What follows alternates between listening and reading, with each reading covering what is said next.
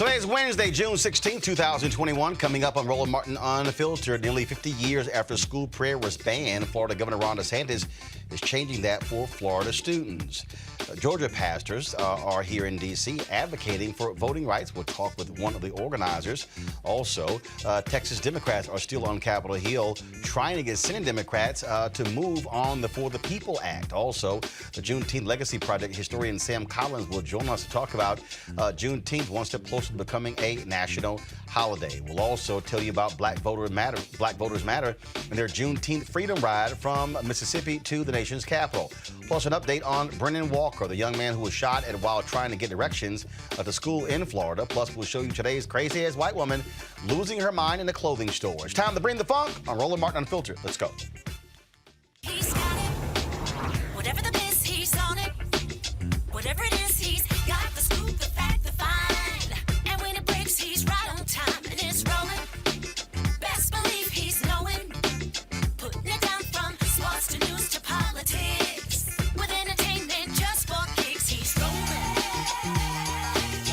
It's on go, roll, y'all. It's Roland Martin, rolling with Roland now. He's funky, he's fresh, he's real, the best, you know he's Roland Martin now.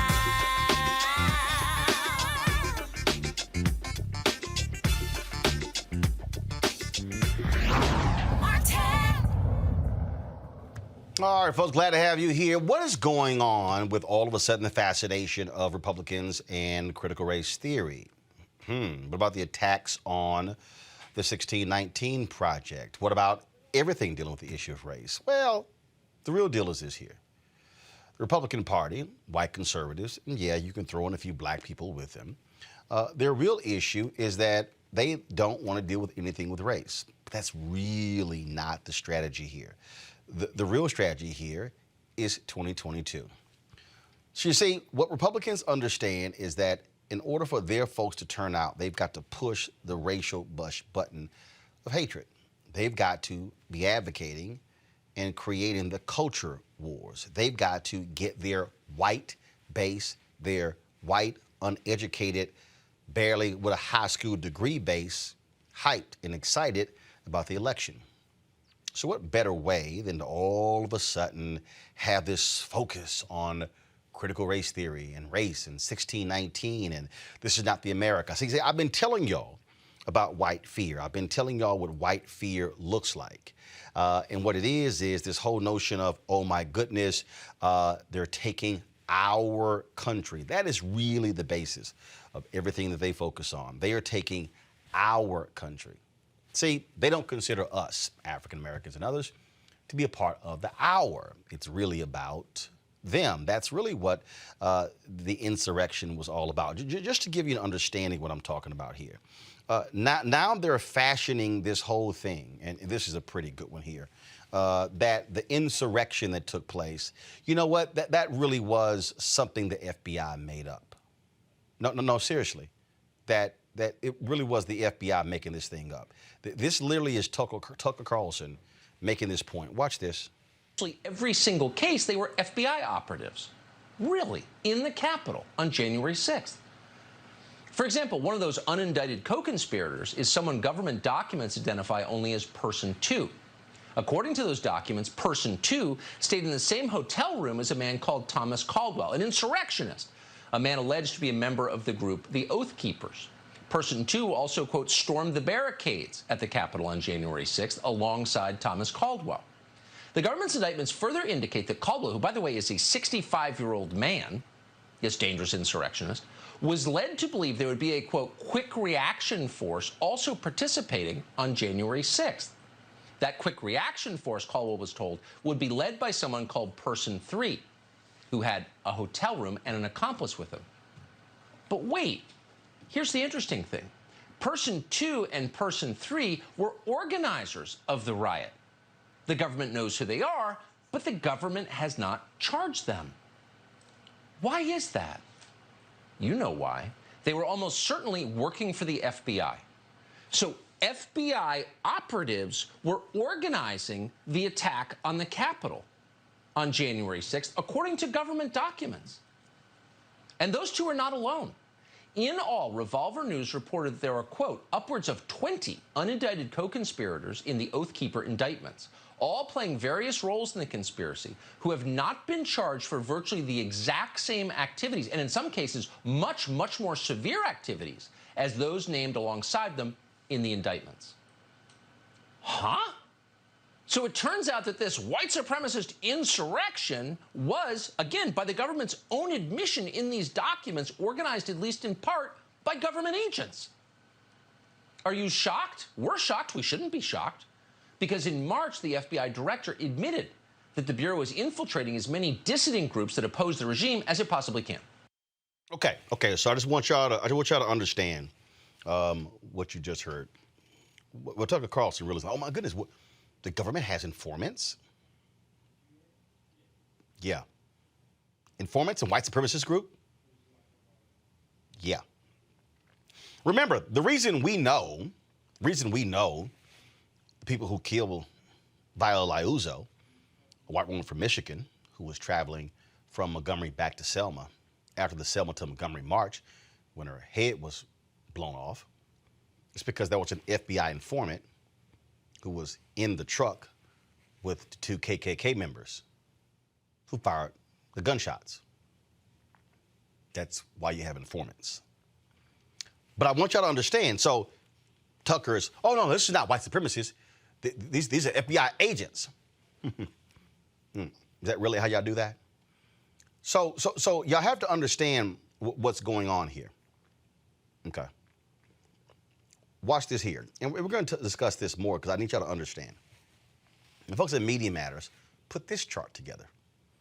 And let's drop here we go. So here you go. Fox News' mentions of critical race theory every week from February 1st through June 13th, 2021.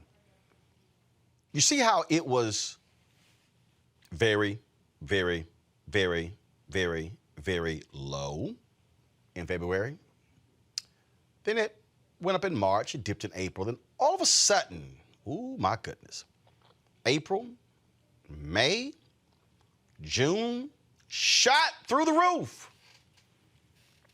You might be asking, well, Roland, that makes no sense. What's going on here? What's going on here, folks, is the 2022 election. The reason, Florida, Arkansas, Oklahoma, they're trying to introduce a bill in Alabama, Texas. The reason they're doing all of these things is because they need to drive their white conservative base to the polls. I was talking to a friend of mine today about this issue, a fellow media cohort, and this is what I said to him.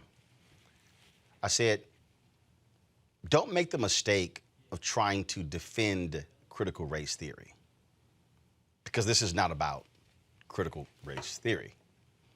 What this is about is the right in their desperate attempt to brand anything and everything under the banner of critical race theory in order to get their base hyped and excited. That's what they do. I'm laying this out to you because this was a screenshot that conservative radio talk show host out of Wisconsin, Charlie Sykes, shared. We discussed this before. Y'all, this guy here, Christopher Rufo, he literally laid out their strategy. Look what he said. We have successfully frozen their brand, critical race theory, into the public conversation and are steadily driving up negative perceptions. We will eventually turn it toxic as we put all of the various cultural insanities under that brand category. Here's the key. The goal is to have the public read something crazy in the newspaper and immediately think critical race theory. We have decodified the term and will recodify it to annex the entire range of cultural constructions that are unpopular with Americans. Now allow me to deconstruct what he just said. Go back to it.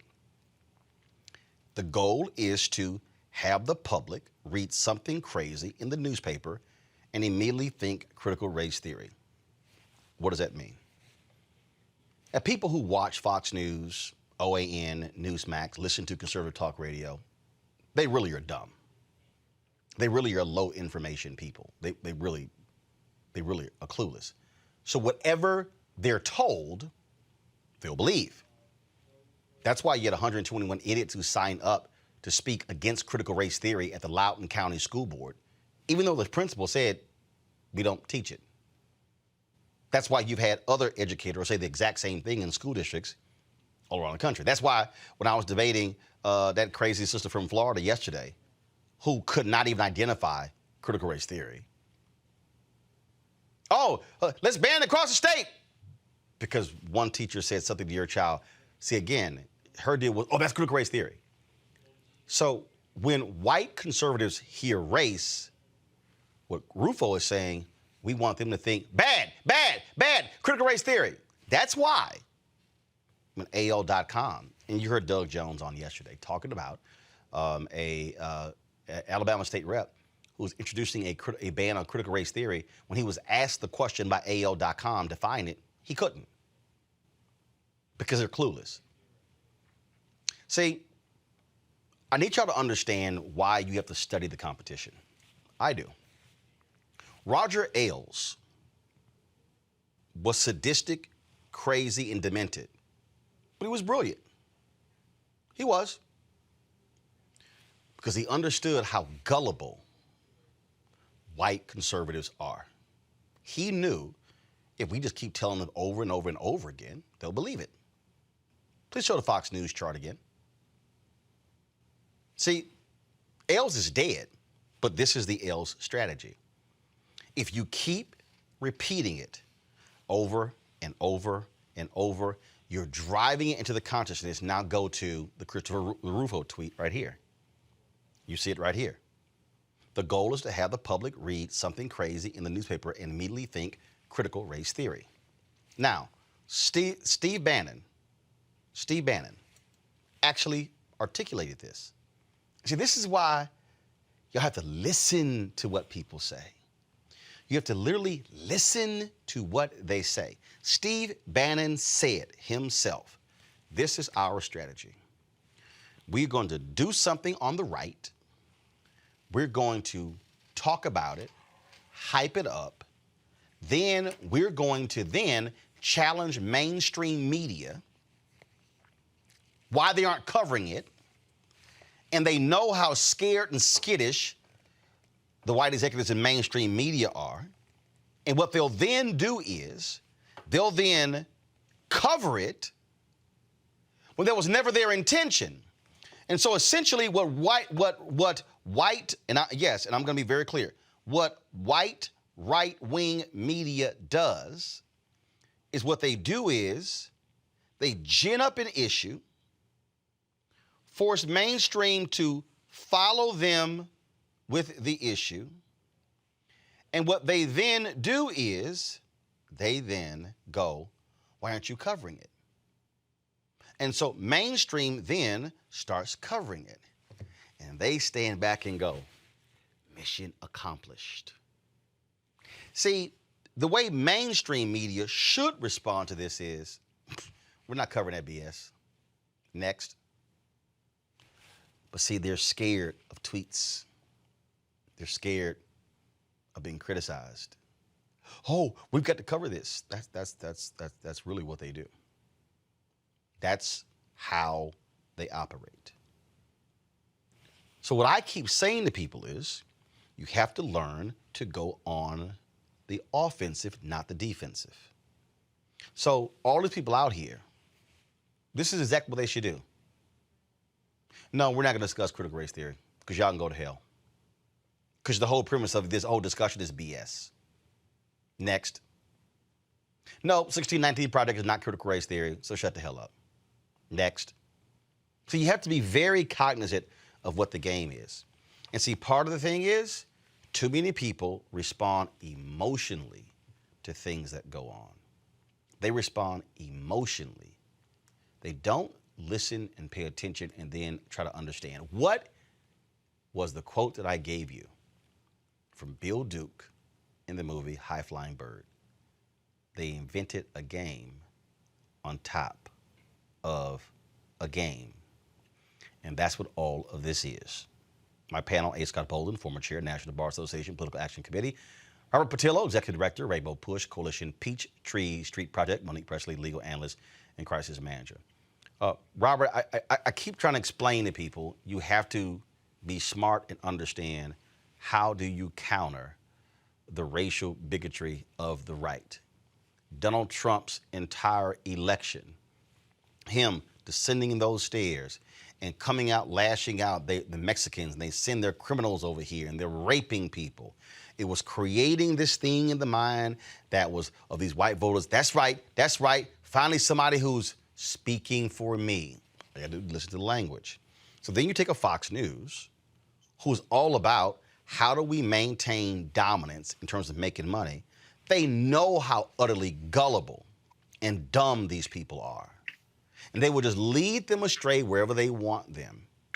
And see, Democrats and progressives have to learn not to take the bait, and then you now are allowing them to define your conversation, your discussion, your narrative. No, you got to learn not to chase them down the rabbit hole, Robert. Well, you know, this is what Republicans have been doing for decades now. This is the weaponization of the Dunning-Kruger effect. You take something that people know very little about, and the less they know, the more confident they get in it, the more they believe they have an expertise in it, and they will argue you down to the mat because they are in a fact-free environment. They do not have to actually make any sense. And we see this every couple of years. Remember, 2 years ago, Republicans were claiming that Common Core was what was going to destroy public education and indoctrinate children. Before that, Michelle Obama was going to give all the kids salad, and that was going to ruin the kids. Before that, it was Sharia law was going to be infesting our kids and creeping Sharia law. Before that, they were going to be teaching creationism, or they were going to be teaching evolution in school, and that was the problem. And as you said with DeSantis, prayer in school was the big wedge issue they were on. Before that, it's always going to be something because they want to cover up for the fact the Republican Party ran in 2020 on no platform, no education platform, no financial platform, no foreign policy platform, no platform at all. So if you can take all these conversations about public education and turn them into critical race theory, instead of talking about the fact that Republicans have been trying to defund public schools for a generation now, or bust teachers unions, or DeSantis bring prayer back into school, or get rid of all mentions of race and racism in education, well, then now they have won, because any minute that you're talking about a fake problem that isn't even taught on anything besides the graduate and law school level, well, now we're not talking about the disparity in funding between white schools and black schools in given school districts. We're not talking about the digital divide, where black students during coronavirus often did not have access to the same levels of wireless connectivity and technology so that they could keep up. Where they're not talking about the way that students regress during the course of the pandemic, so they're coming back to school in the next fall at a lower reading level than they left at. They don't want to talk about any of those actually important issues. So these same people who are out here raiding these school board meetings, and I say the people, not parents, because we talked to some of the people at the Cobb County School Board meeting where they raided last week.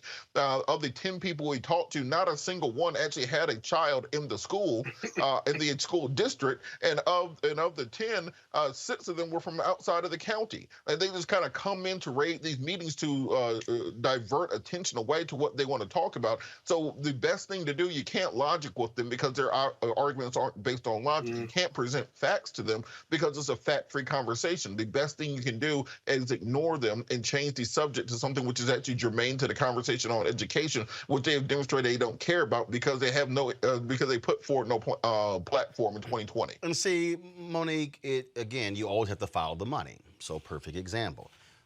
There's a site called The Federalist. Ben Dominic, that's his site, known, I think he got busted for plagiarism somewhere else, and then he left to go create something. This is the guy who's married to Meghan McCain. I'm connecting the dots here. So this is a piece here by the Center for Media and Democracy, where the Federalist Foundation's tax records. And what do they reveal?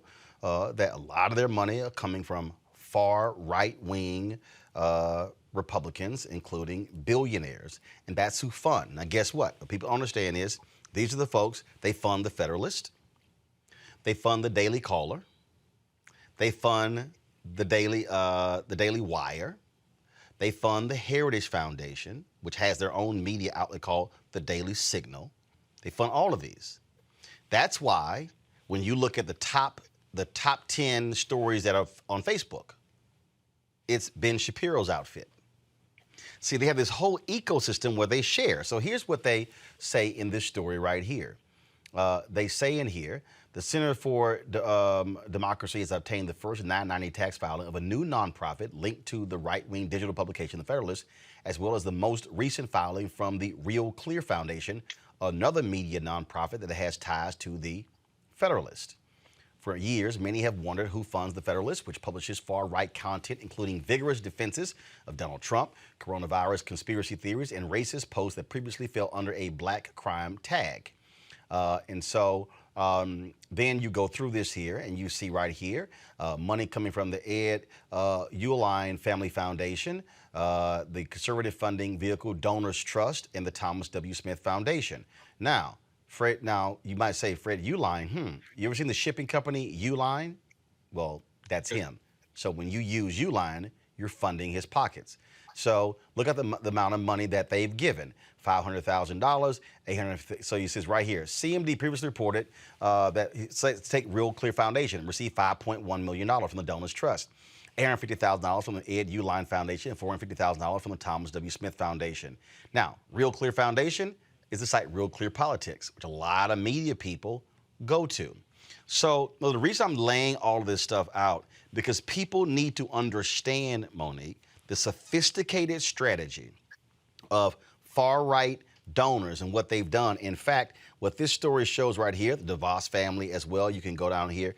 Ed Uline says right here, Uline is one of the Republican Party's most prolific political donors, having given $65 million to conservative outside spending groups, including the pro-Trump America First Action. Now, for the people who are watching this show, and they might go, okay, Roland, fine, Real Clear Foundation gets $5.1 million. Here's what I need people to understand. And I've said this before. Let's say I was given $5 million by someone. If I decide, I could then say, I'm going to, now listen to everybody. Y'all, I need y'all to hear something. This was the Federalist Foundation, the Real Clear Foundation. So these are nonprofits, so they're getting tax write-offs for these donors.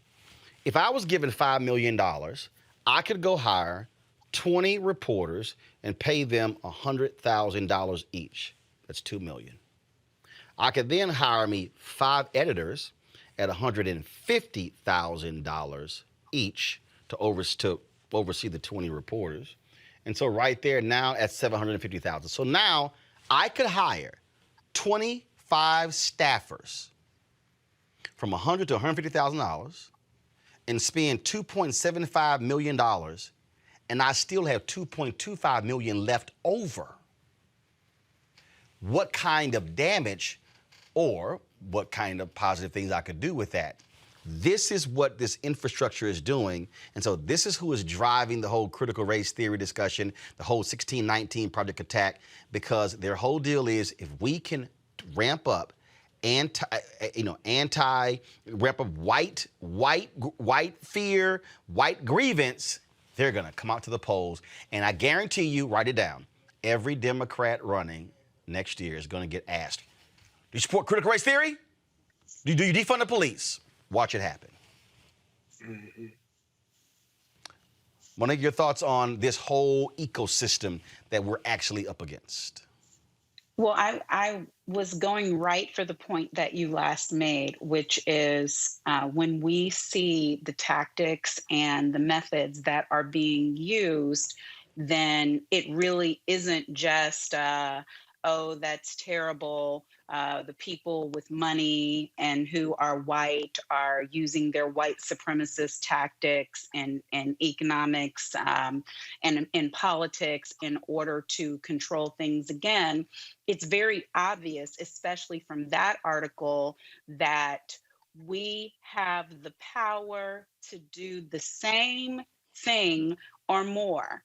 So then the issues become, do we know that we have it, and are we willing to use it and wield it? Because we have individual donors in our community and also people who are true allies of our community who can do the same thing. And then we have collectively the same dollars that we are putting out in the economy in other areas and in other industries, we have it to do this. And I'm hoping that the people who are listening and watching understand that those criticisms that they throw all the time, whether it's you, Roland, or anyone else who's asking for money to fund our freedom and to fund our information and to fund our cultural advancement, that no, CNN may not be asking directly for money. ABC might not be asking directly for money. Fox might not be asking directly for money. But look at what these dwellers, these underbelly organizations of the far right are doing. They're the ones that are getting the tax-free dollars, mind you, and creating the stories way in the sewers. And the next thing you know, we've got people on mainstream media who are over and over again saying CRT and critical race theory and not even bothering to define it or to challenge the people who are challenging it. So I'm hoping that people will understand, the media that you watch, if you turn on your TV, you pay a cable bill for that, you pay electricity, whatever you have, Wi-Fi you have to pay to get that, but it is also funded elsewhere because those stories are coming up through a pipeline. Isn't it worth it, y'all, for us to fund righteousness the same way these people are funding evil? Scott, I'm going to go back to this article. Scott, I'm going to read this to you. In 2019, Donors Trust. Now, Donors Trust is called the dark money ATM of the conservative movement. This is a donor-advised fund sponsor that Republican billionaires such as Charles Koch, Robert Mercer, and the DeVos family use to donate millions of dollars to conservative causes. When they contribute through Donors Trust, their identities are shielded from the public.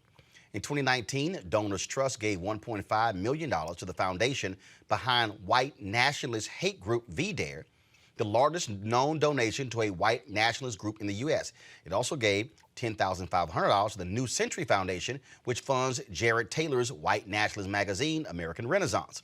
In addition, Donors Trust regularly funds anti-Muslim and anti-LGBTQ hate groups, having poured over $3 million into these organizations in 2018, as CMD reported. See, so at Donors Trust, its board of directors determines the nonprofits that are eligible for its charity, so the group's leaders approve these extremist groups. So what you're dealing with here, Scott, and these people have ties to ALEC, and so what you have is just this web that these Republican billionaires are funding. And so I need people to understand, when you see these stories crop up, when you see how they sort of germinate, okay? They don't start at Fox News. They start among these sites here. See, Scott, they love attacking Facebook, but the Facebook algorithm actually rewards them, and so they're attacking what they love. That's why they always say the media is too liberal. I said if CNN went out and hired 1,000 conservatives tomorrow, they would still say the next day, "You're still liberal." Understand the strategy. Everything that you're seeing, what you're seeing, is all tied to ginning up white people to get them angry and upset to turn out in large numbers in 2022.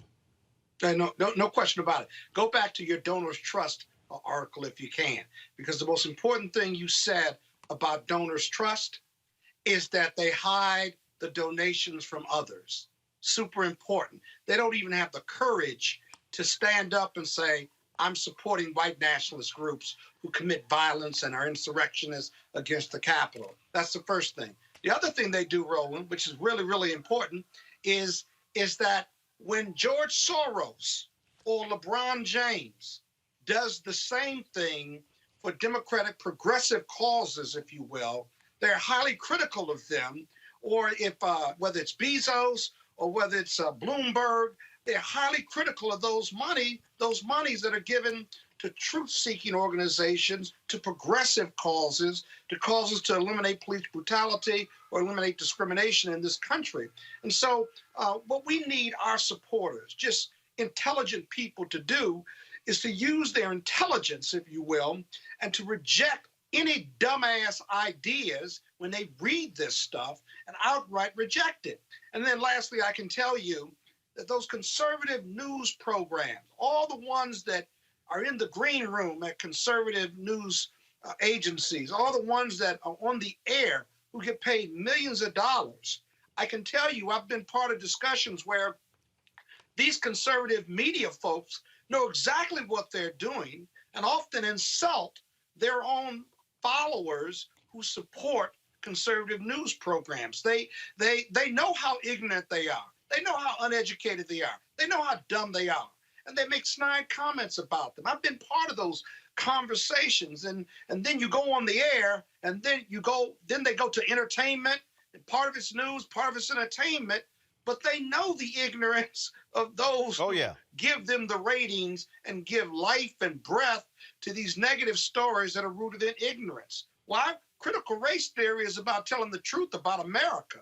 And we got like 30 states who want to bar critical race theory, undefined by them, of course, but telling the truth about systemic racism and the history of slavery. You don't want to teach young kids in public schools the truth, where you've got a fundamental problem with the basis and foundation for that type of legislation. So it's overwhelming. Democrats got to get smart, and we need some Democratic political gangsters to fight back against the Republican gangsterism that you've been discussing the last 10 or 15 minutes of this show. Well, I think part of the problem is you have billionaire Democrats who don't know how to fight, don't want to fight, and then they want to be so hoity-toity without realizing, no, you got to sit here and get, you got to get down and dirty.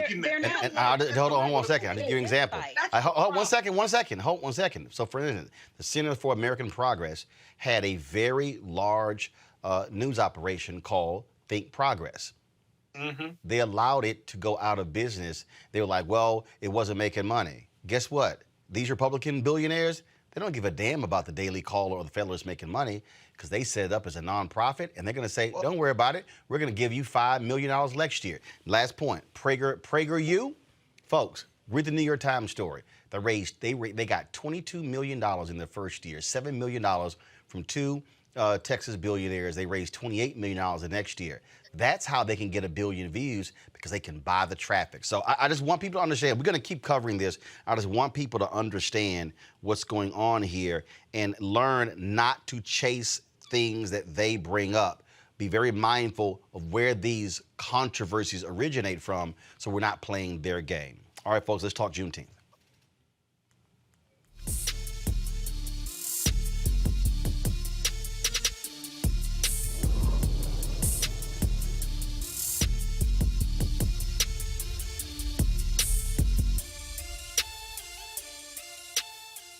Juneteenth, of course, is the date that Texas slaves found out they were actually free. It's celebrated every June 19th, of course, which is this Saturday. Now, we are one step closer to Juneteenth becoming a national holiday. And in Galveston, they have the Juneteenth Legacy Project. Their mission is to properly explain the story's origins while preserving its historical and contemporary relevance.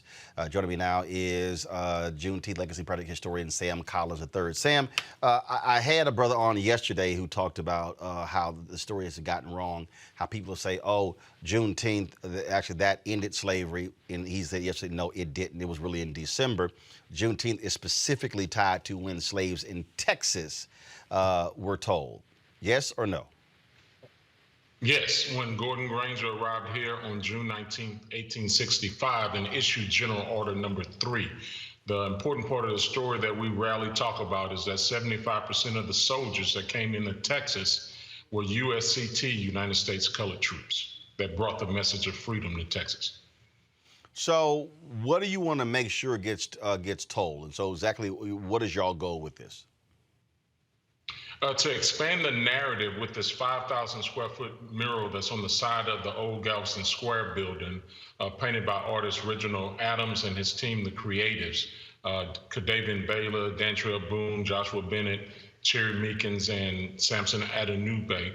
We want to expand this Juneteenth story and tell it in a way that is more complete, to tell the full American story, because too many people don't know that the USCT were walking the streets of Galveston and spreading the message of freedom. First and then of all, went on out into Texas. one of the things that I'm already seeing and people are talking about, obviously, all of a sudden, the Congress embracing Juneteenth. And yesterday, what Karl Mack said yesterday, and I agree with, is that what we have to do is we got to make sure that we control the narrative. I've always said my issue with around MLK days when these folks, especially these Republicans, all of a sudden start dropping their MLK quotes and things along those lines, and they turn MLK into this sort of civil rights bobblehead, as opposed to showing how he was a strong, moral, courageous freedom fighter. And so, how do we ensure that we are controlling the narrative and Juneteenth is not turned into, let's just be real clear, an opportunity for businesses to make money, to sell mattresses, to sell shirts, and to sell all kinds of different things? Because you're already seeing, even in mainstream media, all of a sudden embracing Juneteenth with Juneteenth specials in prime time, things along those lines. Yeah, absolutely. We have to control the narrative. This is a struggle here in Galveston I'm having with telling the true history of Juneteenth. The painting in the mural represents icing on the cake. On the building, you see the icing, but as a historian, it's my job to tell you what else is in the cake. See, behind the paint and plaster are the bricks that make my heart ache. And these are the bricks that laid the foundation of this economic system in America that we call capitalism. And you don't always see the bricks, but you always know that the influence of the enslaved people are there. So Saturday at 4 o'clock, we're going to dive deep into this conversation with Dr. David McNally from the University of Houston and Joe McGill from South Carolina and myself. We're going to have a deep conversation. Everybody wants to come to the party and the celebration Saturday, and we welcome you to Galveston. But we want to dive deeper into this conversation, to your point, so that we could control the narrative. And so while these things are happening on the national level, what is your advice to folks who are watching to ensure the exact same thing doesn't happen, where it becomes whitewashed and all of a sudden you really don't have the full story being told? Well, I think it's very important for those that have been telling this story for decades in our communities. In most communities, there's a local historian that may not have been an academic person or teaching in the school, but there's an organization here like the Cultural Center. They've been working in this community to tell this history story for 30 years, and it's important that we support organizations in our community that have been doing the work. Last year, Juneteenth became popular, and all of the money is flowing into all of these new organizations, and we need to make sure that our existing organizations that have been on the road, the National Juneteenth Observance Foundation has been in existence since 1994. Like I said, NIA has been here for almost 30 years, started in 1992. We need to make sure that this money is being funneled into these organizations so that they could tell their stories and not have this paternalistic relationship in which when funding comes in, they tell us what we can and cannot say. We have to create our own platforms and tell our own stories, stand flat-footed and tell the truth. I would rather fast on my feet than eat steak on my knees. So be careful taking funding that is going to require you to be quiet. Remember that you must speak up and speak truth to power in this moment. All right, Sam Collins, we appreciate it, man. Thanks a lot. Thank you. Monique, I want to go to you on that particular point when I talk about, again, controlling the narrative. You're from Galveston, so other than me, you're the other Texan here, and again, we can already see the wheels turning. We can already see. I'll give an example. That was a major bank that was going to want to do this big Juneteenth initiative. and it was really unclear what the hell it was. And so we laid out really an informational piece, number of different things. Then it was like, nah, we're just going to sponsor an event. And I just start laughing. I'm going, I guess y'all ain't really serious about this whole deal. That's the whole other piece, making sure that this doesn't turn, oh, I got a day off. No. What the hell this is about. That's critical. Sure. Well, first, I hope Sam is still listening. Thank you so much, Sam. I was texting back and forth with my mom yesterday and today, and she sent pictures from in front of the mural. And this is just decades upon decades of work by not just by Sam, but by Representative Al Edwards from Texas State Legislature, who died just last year, did not live to see this, but this is certainly the fruit of his labor and so many others. And so what I want to give space for, and it's what I tweeted earlier today in response to one of your frequent panelists who was saying, that this is looking like gaslighting. And I'm like, yeah, okay. But one, can we celebrate the fact that honoring Juneteenth is righteous? It is something that should be done. And then if you are an educator, educate. So if they want to give me money for an event, great. I know how to use my mouth. I know how to bring people in who know the real education of the moment. As Sam said, don't agree to not say things or to not tell the truth. But if they want to support and encourage, I don't have any problem with the Juneteenth t-shirts.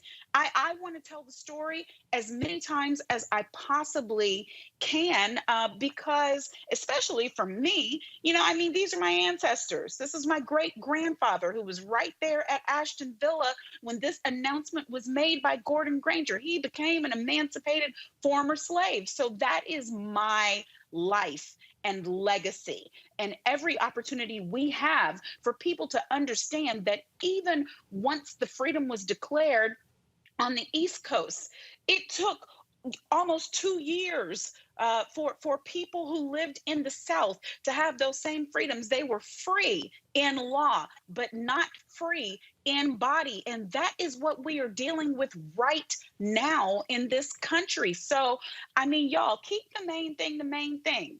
Yeah, people are going to try to do what they're going to try to do with it. Same as 4th of July. Same as MLK, same as Christmas for that matter. Commercialization is what it is. The money train don't stop, but we have an opportunity.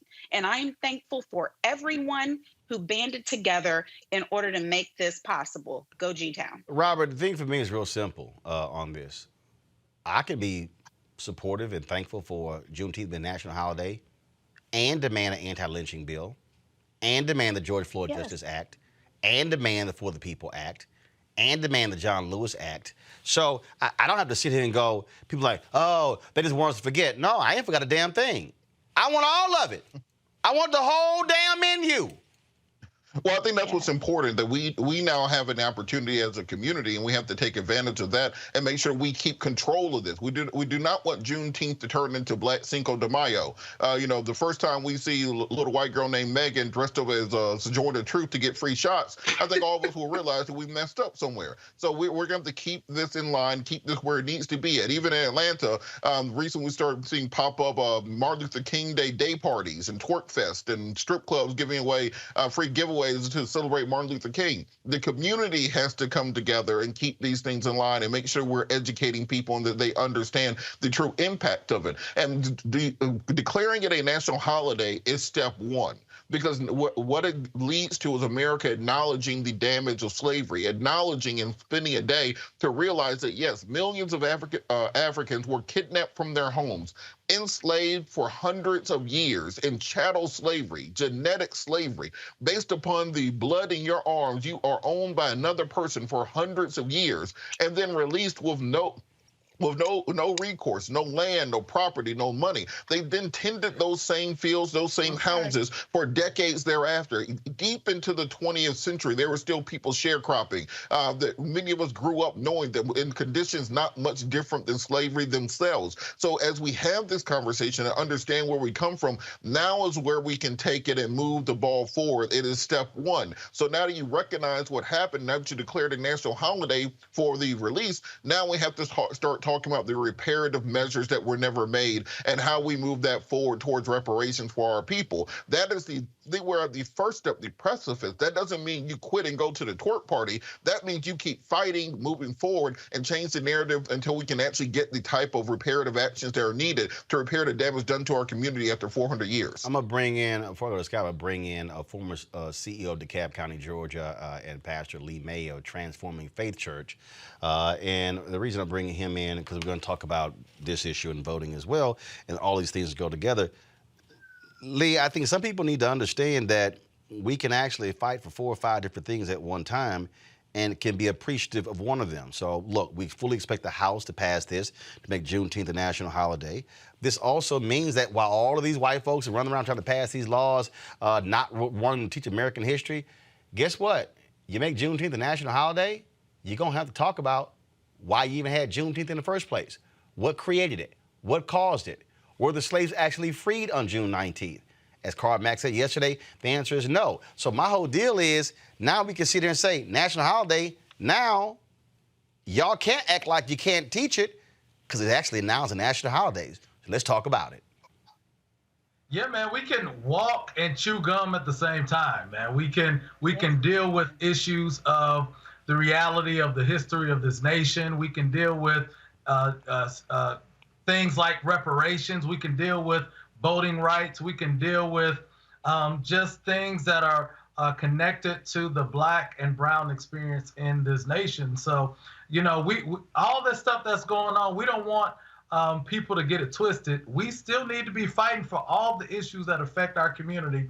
That's why, you know, I've been here in Washington, D.C., fighting for free and fair elections in our country. You know, I'm from Georgia, and we led, unfortunately, this voter suppression, and I say we loosely because I didn't have anything to do with it. We were trying to fight against it. But all of these voter suppression laws, and we know what the cure is. The cure is federal legislation that will protect our vote and expand opportunities for people to access the ballot box. So, man, we've been here pushing. We've been here fighting. Yeah, we were here when they voted for that Juneteenth resolution and all that. And that's good. That's fine. But isn't it ironic that at the same time the Southern Baptists are dealing with a resolution to fight against the teaching of critical race theory? Man, it's just every time we take some steps forward, we see that there are steps to push us back. So, but we have to keep fighting. We have to be proactive with our approach. And that's why we've been here in Washington, D.C. Pastors, man, pastors from Georgia and also from around the country, making our voice heard and taking it to those decision makers who can really make a difference, man. Scott, the reason I pull all these things together, I think about this very issue in terms of what's going on in the country right now, and I think about how folks don't want certain things to happen, how they don't necessarily want us to deal with all of these issues that are going on. And my point is just very simple. Look, you can't sit here and ignore it. And that's why Republicans, I think, were really so angry when folks in Georgia were calling this, Jim Crow 2.0. They were really upset because of that very thing. While Scott's going to answer this, y'all go to my computer screen. The House is actually voting on the Juneteenth bill as we speak. Scott, go ahead. Well, let me tell you the problem with everything that's being said. I can't tell whether you all are bragging or complaining about the passage of this bill. I'm sorry. Well, actually, that means you can't pay attention. No one is sitting here. No, not one person is complaining. Black people. Not one person is complaining. On this panel, barring the pastor, is you have a national holiday for Juneteenth. You're complaining about commercialism. Hold on, stop. What the hell are you talking about? Did you not hear what Monique had to say? Stay committed to the cause, yes, but you're about to have a national holiday. You're in a capitalistic society. You're going to have commercialism. Well, guess what? Celebrate Well, no, Scott. No, hell no. Your views. No, hell no, Scott. You say, No, well, Scott. we Actually, gotta no, have a actually, holiday, Scott. but we gotta keep fighting. Actually, Scott, you're Well, not paying you know what? attention. Actually, Celebrate the holiday and actually, the us problem, doing Scott, is something you right fell asleep. for once. Actually, My Scott. goodness, you confuse people. Scott, you probably Are you bragging or complaining, Scott, you're Roland? confused Are you because you bragging fell or asleep. complaining? You're confused because No, you I fell didn't fall asleep. asleep. What I heard said everything that was what I said. said is, heard we what must you control said, the narrative. what said. We The must brother from control Atlanta heard the what he said, too. narrative. And it's the And same. I was confused. I couldn't tell whether you liked Juneteenth or didn't like Juneteenth. Well, that's pretty 'cause it stupid. came with all these other issues that you want to complain about. Well, that's pretty stupid if you couldn't figure out. It must be pretty stupid if you couldn't figure out if I support Juneteenth being from Texas. That's about the dumbest thing in the world. I mean, I know you're a Catholic, but damn, don't be that dumb. I'm from Texas and support it. What I'm saying is, Pastor, what I'm saying is here, Pastor. What I'm saying, Pastor, is here. What we have to do is control the narrative. Because again, if we allow other folks to define, and I'm using MLK as a reason, we go to these events, and I even tell black people, stop just quoting 2 MLK speeches. He was deeper than that. So my deal is, when you lose the essence of the event, you let somebody else control the narrative. It ain't hard to say control the narrative. Pastor, go ahead. Well, can we stop and have a I word said of prayer pastor. first, y'all? I said Scott, you're not a pastor. Can we stop and have a word of prayer? That's not fair. That's Scott, let me help you out. When I say pastor, I'm referring to somebody who's actually a pastor. Uh-oh. Your ass ain't a pastor. You ain't even a deacon. Pastor, go right ahead. You ain't even an elder. Christian, so I'm gonna let the pastor go. No, you're not gonna let the pastor go. I'm gonna he gonna talk because I gave the directive. Pastor, go ahead. I agree with your directive. I agree with it. Yeah, of course you do. I think, Pastor, go ahead. One, I think y'all need a resident chaplain to be the referee between y'all. Number one, but I believe here's what I think, y'all. Inevitably, this happens with human nature. Period. It definitely happens in our community. We take issues. We take things that have this pure kind of thing around it, and inevitably, human nature is to commercialize it. Is to pivot away from its original meaning and all of that. And with the passage of this, if this does become this federal holiday, I think we have to be focused on what it really is about, man. We can't veer off and go down this commercialization kind of road, this monetization of it as well. We need to hold it as an opportunity to discuss for this nation what this really means, man. This nation has a history that goes counter to what we like to communicate publicly. You know, we like to tell the good, sweet nothings about this nation's origins, about how we were founded and all that. And this nation, particularly its leadership, likes to skip over the fact that we stand on stolen land. You know, that we used forced and violent labor to build this nation, and have not done what the Bible calls for us to do, which is to offer restitution for our sins. You know, and we have to, this whole federal holiday, honestly, y'all, I don't think one way or another about it. It's if it passes, which it looks like. It's going to pass. It's going to pass. It's going to pass. If it passes, or when it passes, those who understand the background, the history of this nation, man, we have to make sure that we continue to educate. Look, in the Bible, in the Old Testament, I think it was in the book of Judges, it says, there arose a generation that knew not the God of their fathers. What does that mean? That means that when this new generation, the millennials, the Generation Z and all of that, when they arose, somehow they didn't know the God that took our forefathers and foremothers from Jim Crow, slavery, and all of that. We have to do a good job of passing down the story of how we've come to this point in our nation's history, the good, the bad, and the ugly. We can't be afraid to teach the truth to all the power structure who don't want to acknowledge this. and whatever. And we have to embrace the real meaning of what we are quote unquote going to be celebrating. So Monique and Robert, May I? yeah, May I speak? but Monique, the reason I'm pulling all these things together is because they're all being discussed in real time. While this is happening in the House, there's a negotiation still happening in the Senate over the George Floyd Justice Act. You now have today, we'll talk about it a little bit later, this framework of a new voting proposal that Senator Joe Manchin has put together that could actually put into federal law voter ID and stop no excuse absentee balloting. We could talk about all of these things together. And that's the point I was making.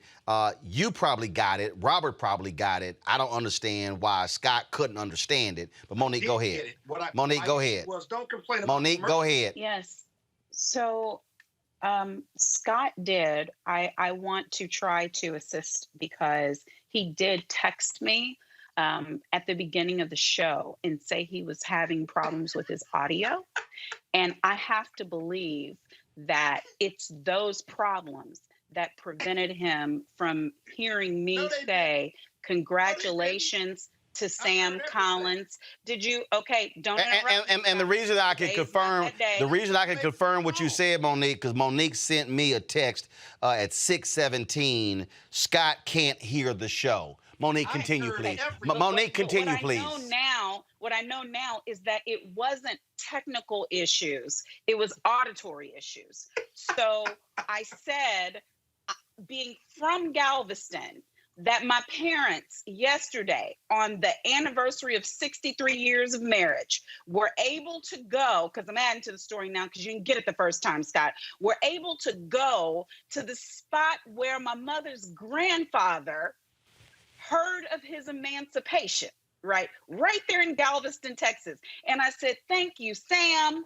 Thank you to the decades of work of other people.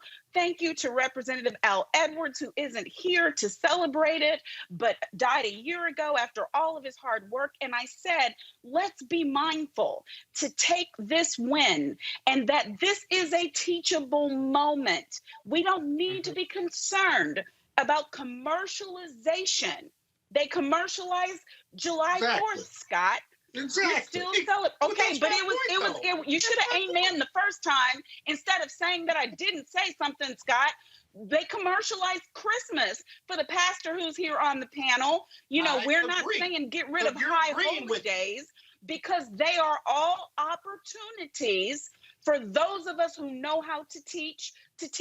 It's opportunities for the elders to teach the youngers. It's opportunities for those of us who have information to teach those who are ignorant. That's why I said I don't mind the t-shirts. I don't mind any of it. First of all, if it brings commercial industry to my hometown who has suffered and rebuilt after hurricane after hurricane after hurricane, stop talking, Scott. I for real am still talking.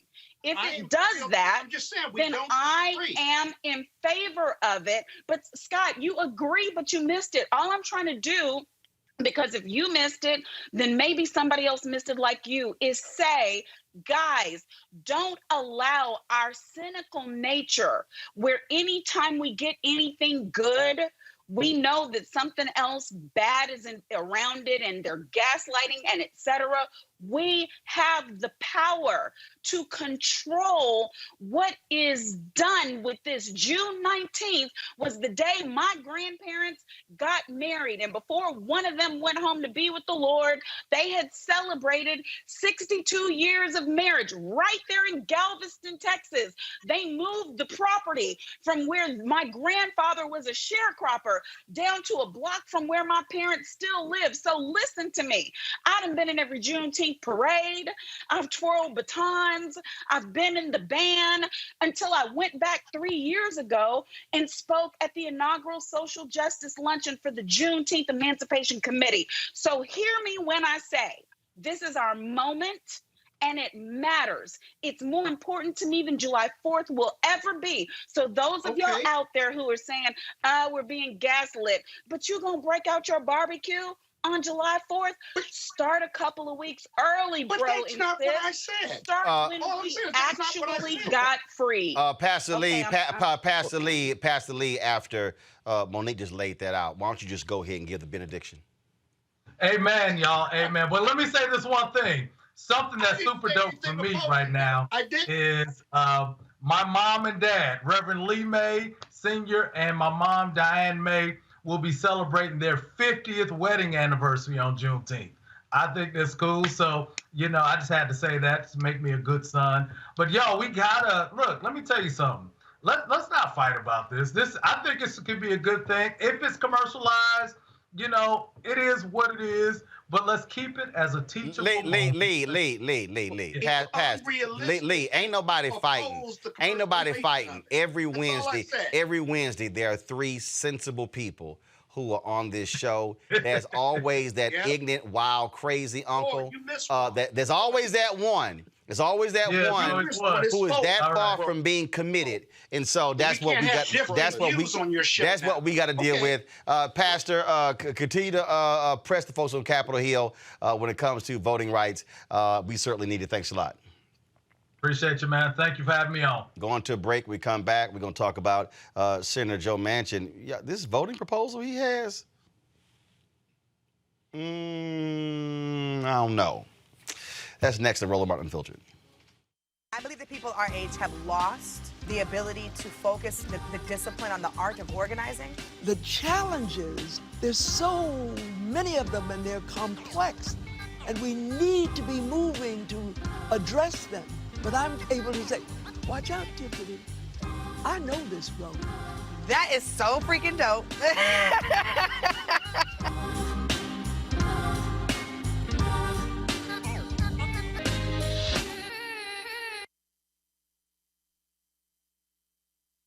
Racial injustice is a scourge on this nation, and the Black community has felt it for generations. We have an obligation to do something about it. Whether it's canceling student debt, increasing the minimum wage, or investing in Black-owned businesses, the Black community deserves so much better. I'm Nina Turner, and I'm running for Congress to do something about it. George Floyd's death hopefully put another nail in the coffin of racism. You talk about awakening America. It led to a historic summer of protest. I hope our younger generation don't ever forget that nonviolence is soul force. Priceless.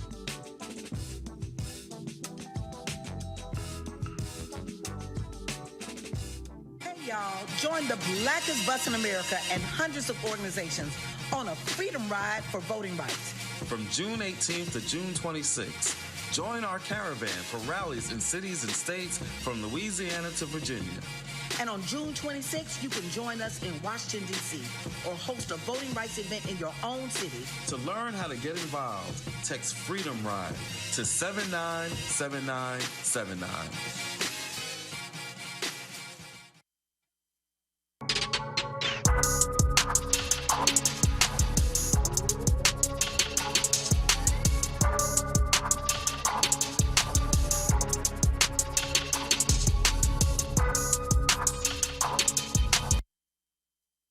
Cece. Yes. What's happening? Good to see you. I'm Likewise. good. Likewise. I'm good. Down here, all this black love. Yes, yes. It's amazing. I'm glad to be here. Well, it's all, I tell people all the time, if they have never actually experienced, this is my 9th consecutive Essence Festival. It used to be Essence, I'm sorry, it used to be Essence Music Festival. That's now right. It's just Essence Festival. That's true. 9th consecutive. And I really tell people, it is just something unique about black love and how we are received by our people here. Pretty amazing. Pretty amazing. I would agree. Whenever you're received by your own people, your own cultures, I don't think there's anything that compares to that. Mm-hmm. And to see us all doing something together in unity, having fun, enjoying the weather, enjoying the different gifts and talents that come out of what God has given us, it's a great thing to experience. And they also all think they're your cousins. You know, they've seen it. Oh, and like, of course, hey, see, David. Yes, that's what I love about it. Right. It's no strangers. at all. And I know they know you. Like, I know baby, you are their best They friend. be like, "Hey, Uncle Roro, how you doing? How you doing?" Well, here's what I know people watch. 'Cause, you know, I end my show every day with holla. Somebody walk up to me and be like, "Holla!" Like, okay, you watch. It's always a seasoned saint too. Always. She walk up by 75. She be like, "Holla!" That's got to make you feel pretty Oh yeah, great. oh yeah. Right? So it's always good. All good. So what you got? What you working on? What you got? Well, just finished a new record. So I have a new record now. Let Them Fall in Love is the name of it. I'm on tour. Okay. Fall in Love tour. Just performed here in New Orleans a few weeks ago. It was really great. Had a great time. Who you touring with? Just you? Yeah, just me. Okay. Just me. Got a new record, and I'm pretty excited about it. And then tonight, or should I say tomorrow, I'm a surprise guest for one of the people that they're honoring. Okay. All right. So then. I better keep that a surprise, All I right guess. then. Well, in case they're watching. Well, no, but this is gonna air when it's all over. So, when it's all they'll be over, all so I good. So, can you tell. can actually say who Okay, you surprised. Sissy. They're That's honoring right. Sissy. So they Houston. don't know. No, she doesn't know. She don't know. So I'm honored to be here. You gonna get a text, girl? Where you at? Oh, I'm in New Jersey. I'm If in not, Nashville. you're gonna get it. It's gonna be your fault. Yeah, that means you can't take no pictures on social media. That's You right. can't- I'm you sitting in can't do front of anything. camera. I'm doing all that. Right. Exactly. I'm hiding. Now, what I need to know is, has BB finally learned the name of y'all songs? When we were at the Tom Jones Family Reunion, What did he do? when Grace came out, Right. remember during the concert, he was just making up words, and we were backstage, and you like, That is what were you so... doing? You like, he's like, I forgot the words, and you look like, what is he singing? You know what? It's always hard when you come out with something new. It's like you better go in there and practice. Right. And you know, BB, he doesn't think he has to practice. He was sitting there just making it up comes words. easy for him. Most of the time, I have to work at it. He does it. It was too funny because you like. You saw it. Oh no! Because remember back after I saw it, and then afterwards. You like, what were you doing? He's like, I just forgot the words, so I just started making up stuff. He wrote it so he can just start writing something new. And you sitting there like, so when am I supposed to come in? Because I don't know what you're saying.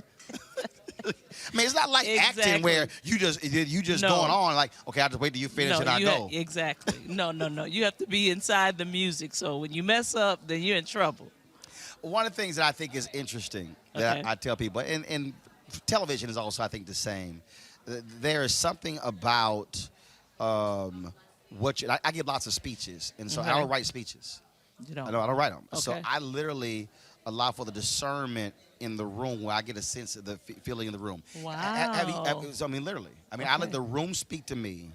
Wow. And then that dictates. So there are times when, before I speak, if the room ain't right, like I'm not saying much. I speak to everybody gregarious. Sometimes I'll be sitting and people are like, are you okay? I'm like, no, I'm fine. Wow. Because I'm about to kill y'all when I get up there. Because I got something to say to y'all because there's some issues in this room. So when you sing, have you ever been on that stage where you felt something in that room where you said, you know what, I need to switch up what I'm doing because I'm picking up something, Definitely. but I need to shift what my plan was. Definitely, and even speaking, you feel that. But I didn't realize this is the first time I heard that somebody that doesn't prepare at all and kind of walk in. Well, you kind of know what you're gonna do, but no, I just tell them let the room I just tell tell them you how much time I got. Wow. Seriously, I've written one speech in my life. And I never read from it. But literally, I can give a 15 or 20, 30, 45, hour and a half. Just by filling the room. Yeah. Wow. But yeah, definitely that happens to me a lot. You know, you have a program, but then you get there and it's like, no, I sense I need to go this direction. Mm-hmm. Or even speaking, you know. So yeah, I totally understand what you're saying, but I've never went out and just said, okay, let me just feel what's happening. I've literally That's amazing. changed my speech going, like I said, okay, fine, I'm going to settle on this while I'm sitting down. I've literally changed it walking to the podium. Wow. Yeah. And that's the beauty of it. Awesome. I'm not writing it because, I can just flip it. Yeah. But literally, and see now my wife was, so she gets so mad at me because she's ordained. So she's probably nervous. Baby, she been ordained 23 years. Oh, so my like when she preaches, she goes in this cocoon. Yeah. She like goes That's in the corner. me. I have to work it's so like hard 2 at it. weeks. She got books. you know, she's just all in this. You know, you can't really Yes. talk to her. I'm Right. like, I'm sorry. So I did 3 services at the That's church. not fair. And we were going in, she goes, what you gonna talk about? I said, I don't know. I hadn't decided. And I'm literally sitting in the pulpit, choir singing. I'm talking, they singing like right before I go up. Like the And last song. And I literally open the Bible up and go, I find a scripture, I take a half of a scripture, and then you come can up with my talk. title, know what my points are, and boom. Oh, you know what? I'm not even speaking And to you she anymore. gets I'm with so your mad. wife. I'm on And her I side. said, baby, don't hate the gift. Don't hate the gift. Don't hate the I gift. said, don't hate the gift. That would be tempting not to hate the gift in that circumstance. Because she is in this hole. That's me too. No, I call it a hole. I have to no. go into a cave. Oh, you know what? Is this interview over? Because I'm done talking to you. I am totally done. Are you serious? No, seriously. Wow. No, seriously. I tell her, don't hate the Well, gift. too much is given, much is You know, required. I'm like I said, somebody got to do it. So you're on tour. Where you going next? Let me see. I'm going to Grand Rapids, then Detroit. I get to go home. Okay. Detroit, and then Cincinnati, Ohio. Those are my next 3 stops. Okay. Yep. It was always good to Well, see you. good to see you too. Good chat with Even you. though I don't like you anymore. Because of the gift. Don't hate the gift. But it's Don't good hate to the gift. see you. Thanks for having me. Good having you. All right, y'all. That.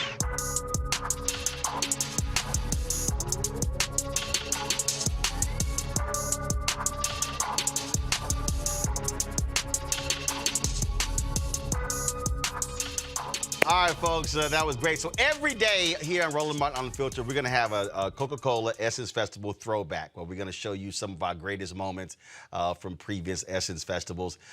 Don't forget, Essence this year is a virtual festival on June 26th, 27th. That's a Saturday and Sunday. They're going to actually have the panels beginning around 2 p.m. And then, of course, they're going to actually have the concerts beginning at 6 p.m. And so June 26th, June 27th, and again, the following weekend, July 3rd and July 4th. And so this year's Essence Festival is virtual. And so every day, we're going to have, again, throwback interviews. And if you go to our social media, you're going to see photos that we posted of previous Essence Festivals as well. And so we appreciate partnering with Coca-Cola on bringing some of y'all. We've had some great stuff, y'all, some great photos and great interviews. And so we want to share some of that stuff with y'all. And so we certainly appreciate it. Thanks a bunch. If you go, let's go right here to the floor of the U.S. House. This is a live look on the floor right now. I don't think everyone has voted. First of all, you can see only 14 Republicans are on record voting against making Juneteenth a federal holiday on June 19th. And so in just a moment, we expect Texas Congresswoman Sheila Jackson Lee. No, she is going to make the announcement of the bill's passage, and so obviously it is fitting to have a member from Texas, a black woman from Texas. Of course, the first African American from the South who was elected to Congress was Barbara Jordan.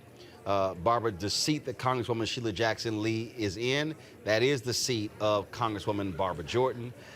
She, of course, was followed by Congressman Mickey Leland, the late Congressman Mickey Leland, who was a great man, despite going to Phyllis Wheatley High School. That was our rivals at Jack Yates. Then he was followed by, of course, Congressman Craig Washington, and then followed by Congresswoman Sheila Jackson Lee. And so when they finish tabulating the votes, then we will go live to the floor of the U.S. House and talk about this issue. Robert, before we went to the break, I talked about this new proposal that's been floated around where Senator Joe Manchin of West Virginia has been negotiating with some other Republicans. And one of the things they're talking about is actually making voter ID federal law, but also providing for some other alternatives to be able to show your ID, such as utility bill. But they also are going to, as a part of this thing being discussed, also not allow for no excuse absentee balloting. And there are a lot of Democrats who say, no, forget that. So he sort of lists the things that he doesn't like in the For the People Act and grabbing some stuff that he does like, putting it all in the John Lewis Act. And the discussion being held is that, hey, he thinks he can get the more than 10 votes necessary from the Republican side to break the filibuster. Your thoughts on this so-called workable solution? Well, one, just going back to the last segment with Pastor May, do you see how calm us Clark Atlanta University people are? And you see how we don't do a whole lot of yelling and hollering and screaming? The Clark Atlanta alumni are we cool cats when it comes to things like that. So what you're saying, Howard University people are real loud? Is that what you're saying? Look, all I'm saying, you had 2 folks from Clark, 2 folks from Howard. That's all that I'm saying. Just I don't make that the is a rules, very that's how they factual are. observation. Robert, is that really what you want to do today? Look, I'm just saying, really? we were over here Okay. killing me and Lee. We good. I'm just, I don't make the rules. The rules, No, the I people mean, saw what happened. Let's go get him. Let's go get him now. Analysis. See, If already. that's what you want to do today. The way that I am with you, I mean, I never leave you. And this is what you want to do? We here. We on it. But back to Joe Manchin. I think the Manchin you are. In fact, I proposal. wouldn't take that if I were you. But Look, okay, I I'm think back the Manchin I know I'm proposal. back in the You're rest so of the show. messy. Scott, you are so messy. I wouldn't take that. He's a Kappa. Robert, go ahead. I think the Manchin proposal is dead on the arrival of the Democratic caucus. Let's understand something, that he's trying to bring 10 Republicans over. It doesn't matter what they put in the bill. You're not getting 10 Republicans as long as it has Democrat on it. They could actually bring, Joe Manchin could sponsor a bill to bring back Jim Crow and slavery every third Saturday, and Republicans would not support it just because it has Democrat on it. Mitch McConnell has already said the era of bipartisanship is over. Their only goal is to make sure that Joe Biden has no legislative victories, nothing to campaign on in 2022 and 2024. So this idea you're going to negotiate with them, then somehow get these 10 Republicans. What 10 is he going to get? Where's the math at on this? And at the point that you pass a bill that is so Republican that it betrays the actual soul of the original legislation, that's not a compromise. That is selling out. So I think it's a ridiculous conversation. If you don't want to pass it, then let's start over and rebuild a bill from the bottom up after we get a bigger majority in 2022. But this idea of selling out to the Republicans in the name of bipartisanship, I don't think will float with the Democratic base. Scott? Yeah, we talked about where Monique, hold on. Monique, hold on. Scott? Robert? He needs to watch Toy Story again. Okay. Scott, go ahead. Yeah, I think my colleague from Clark, Atlanta, is absolutely right about this. Let me tell you why voter ID is really dumb from a legal standpoint. In most jurisdictions, if you don't have ID or you're in the wrong precinct, it's a challenge ballot, basically. They let you vote, and then when they go back to tally, they put challenge ballots in another bucket, and they, at some point in the next 24, 48 hours, confirm, cross-reference, and what have you, and your vote may count, or if they can't make the match, then it gets thrown out as a challenge ballot, if you will. So upfront voter ID, especially when as long as you're not registering, if you will, but you're just trying to vote, voter ID laws simply don't work. They're worse than a poll tax, if you will. And these other things that are in this bill are just contrary to what the Democratic reforms are. Because remember, the Democrats want as many people to vote as possible under our democracy and Constitution. The Republicans, because their views are not popular and they don't help America. Democrats historically, at least over the last 20, 30, 40 Allow me, years, Scott, 1 always second. Let's go to the Scott. Let's go to the floor of the House of Representatives. Go. On this vote, the yeas are 415 and the nays are 14. The bill is passed. Without objection, a motion to reconsider is laid on the table.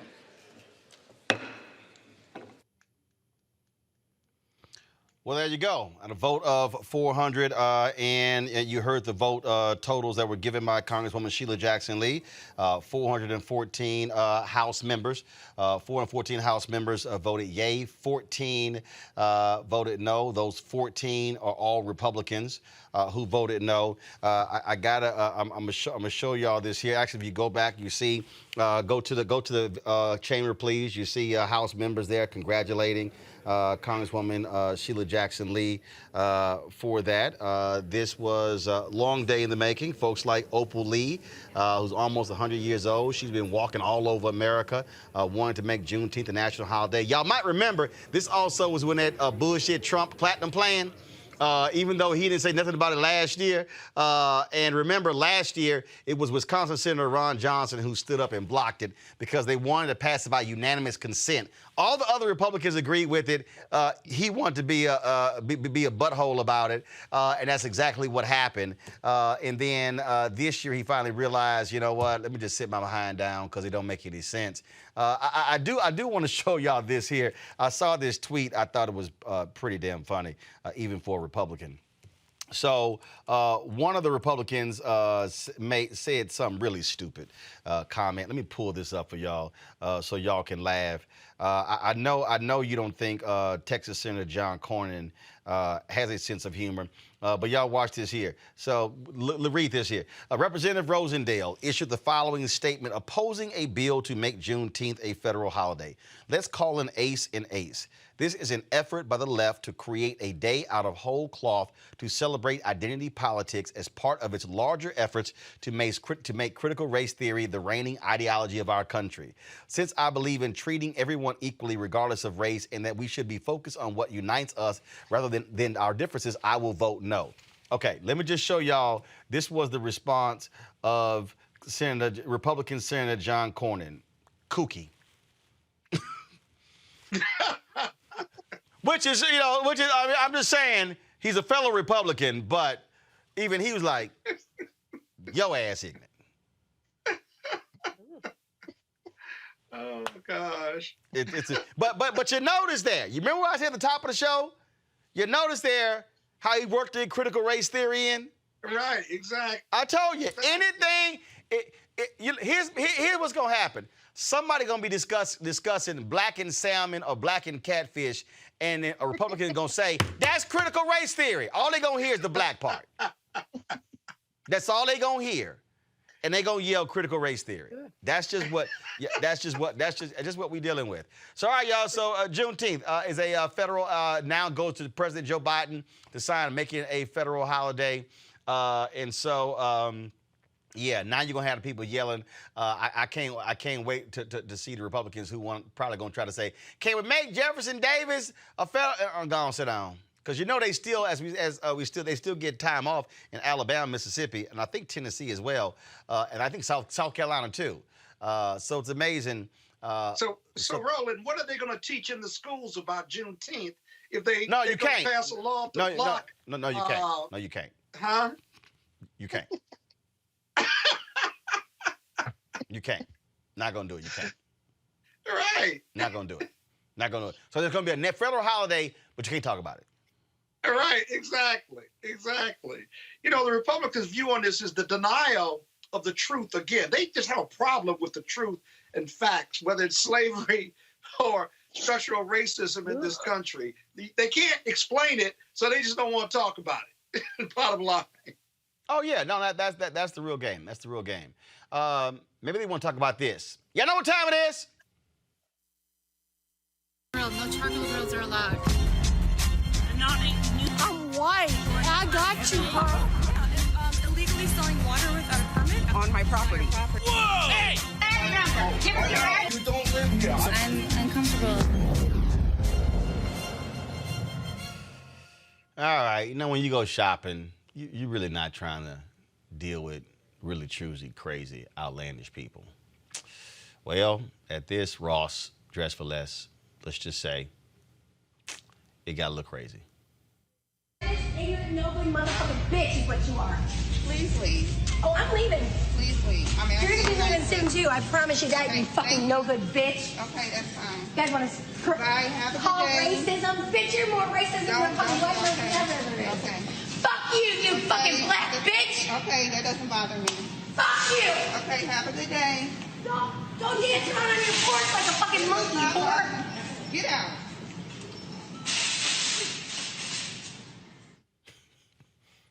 White woman call her monkey. His sister's kind of like, yeah, okay.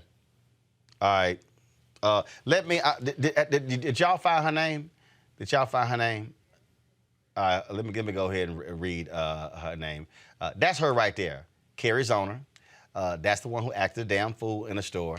And I like I keep saying, Monique, hey, Just keep the cameras rolling, and every time one of these fools act a fool, and then they get fired, I'm telling you, we should have a lot of black people apply for their jobs.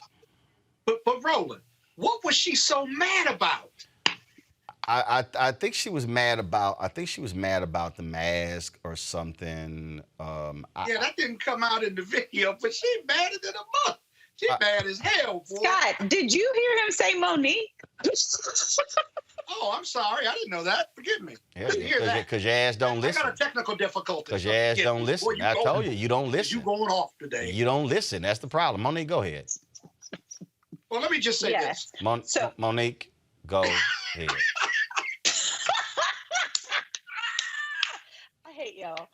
Okay, so here's my issue. We know everything about, racist gone racist, white supremacists gone white supremacists, and I'm always trying to give the people who don't fit in these boxes and these baskets the benefit of the doubt.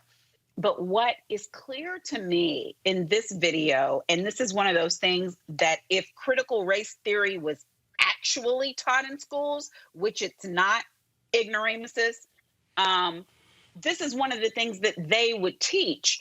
She goes from being mad to being rude to being racist. Her racism was always like right under the surface.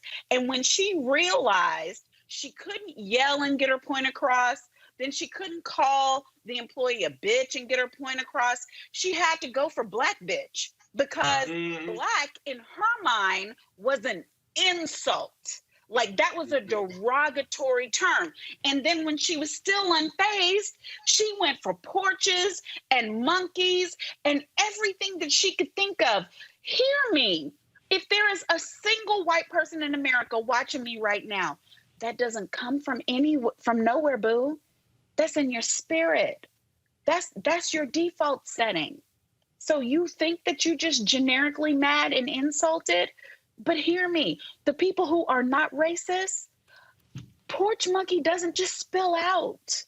Black bitch doesn't find its way out of your mouth. It doesn't. So look at this as a case study.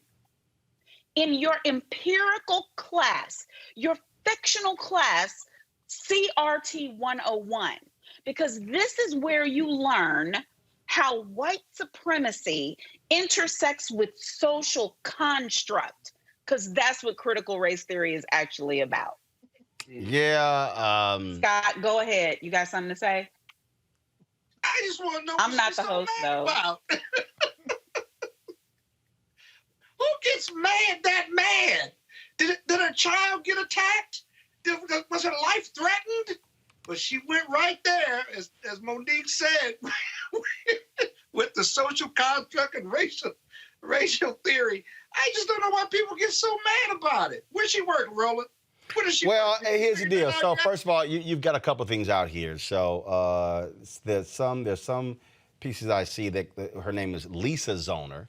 Then there's a Carrie Zoner in St. Louis. I don't know if they're the same person. Right. I keep seeing both names. Carrie Zoner actually ran for the school board. Earlier this year, the NAACP chapter demanded she enter a campaign for the Salem-Keizer School Board Zone 1 after she had some awful things to say about George Floyd. But clearly... That's her, Lisa Carrie Zoner. We're clearly the Zoner name is trash. But Robert, I just, again, all I keep saying is, again, y'all just roll. And I love the sister. Okay, boo. Mm-hmm. Yeah, okay. They don't hurt me. Mm-hmm. Well, right. No, gone. She was mad at the end. She was about to slap her at the end. And that's the thing. But no, the deal though, that actually is what drives them crazy. It drives them crazier.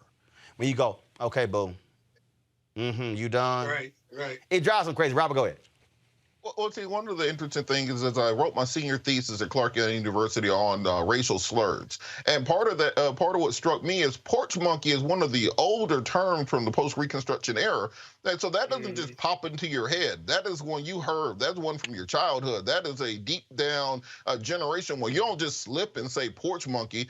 You can claim you slipped and said the N-words sometimes, you were quoting a rap song, but you don't just slip and say porch monkey. That is some deep down intergenerational racism. racism. And as I always say, this is exactly why I always have a gun with me. Because when a woman goes that crazy and starts calling black folks porch monkey in the store, I know last time with the city councilwoman, I said you need a nice 7.62. In that case, you need yourself a 10 millimeter, a pistol, no, a Glock 20, something along those lines. Okay, you want to have some good advocating stopping power on violence, it, but Robert. also needs to be concealable. So Is there a 10 millimeter gun? Yeah, the 10 millimeter right here. Oh my God! And so you need the 10 millimeter. You need the 10 millimeter for bigger targets. So this is why I use for wild hogs down on the property, mountain lions, those kinds of things. But you want to make sure that you got something more concealable than you would with the AR pistol, just to make sure. So look, these folks got to know because. Did you just brandish a weapon? Show it again. Show it again. Go, show it again. It's legal. What is happening? Show it again.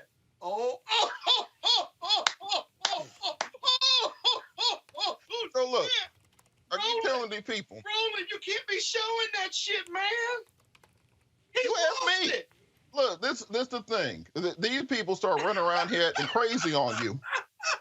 They need to know you. You don't never know who you calling a porch monkey. And so you might want to keep that to yourself. Shit. Hey, who are you going to war with? Huh? The person calling people porch monkeys. You going to war with them? Look, I'm just saying those same people just look, Scott, those people just stormed the Capitol and tried to lynch the vice president. Ammo has been sold out for 2 years. You can't even buy a gun in the store. You think it all evaporated? You think it all just disappeared into the heavens or something? So where do you carry those guns? Like in a satchel? Or on your Mr. ATF, you sound like you're over here trying to infringe upon my constitutional rights. It's not the same people, Robert. I'm putting you under watch care. I'm putting you under watch care. I'm not having any arguments with you anymore. Don't worry about me. In case anything happens, y'all can come to my house. I got extra rooms. You can live like that. Robert, he can brandish. I dare you, Robert. No, that ain't got nothing to do with me. Me and Robert are cool, and if we not, don't start none, won't be none. I'm your Huckleberry. Oh, he pulled his shit out right on national TV. He pulled his shit out. Look, Roland knows I always have a gun on me at all times, but the reason is you never know when one of these people. I did brandish. I demonstrated it. So the whole point is when these people go on these wild attacks, we saw the city councilwoman outside the Ku Klux Klan statue they had taken down. These people are disconnected from reality. These people they still believe the election was stolen from them, that Western civilization is under attack. You know, they send letters and mail and those sorts of things. So I highly encourage black people to exercise your Second Amendment right, because when they come after you, you're not going to be throwing legal counsel my shit to the next show. Scott, bringing my shit to the next show. You know lawyers in Atlanta? I do. I saw Robert posted something the other day because some racist was threatening him, and he was basically like, come over here with that if you want to. And I'm like, I got something for you. What you say? I got something for you, Playboy. He literally said it. And then he posted it. So all of us could see it. Yippee-ki-yay. Roland, where are you? 100%. Where are you? But no, Roland knows that we can handle this. All I'm saying is, I'm your Huckleberry. Everybody remembers that Tombstone reference, right? There he is. I knew he was doing what he was doing. So my point is, Robert, you at least you could have just stayed with the 10 millimeter wherever that was. I don't know why. That's what the 10 millimeter was. So it's right there. Last time I said the 7.62. That's the other one. I can go get the other ones. Well, what was that? We don't know. Gun? Roland posted a picture of your guns, or somebody did. We already know. No, those were the ones I put on TV. I don't want to have to go to the FBI and tell them that you're not their guy. Look, the FBI should go get all them crazy people storming the Capitol and burning down buildings all over the country. That's what they need to be worried about. You see, they won't. Look, Well, we have to They understand won't.